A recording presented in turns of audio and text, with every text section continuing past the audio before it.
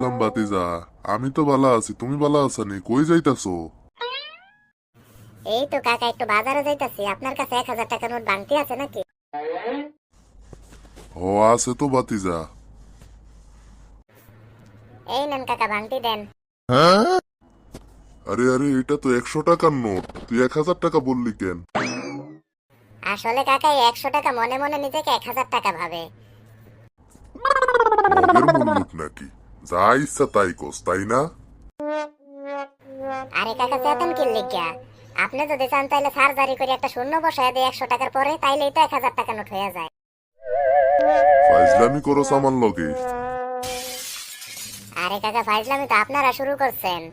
100 টাকার নোট যদি 1,000 টাকা না হইতে পারে, তাইলে শরীফ থেকে শরীফা হয় কেমনে? ওহো, ওহো, আচ্ছা তোর লগে পরে কথা কইতাছি, আমি একটু বাজারে যাইম, একটা কাজ আছে বুঝছস।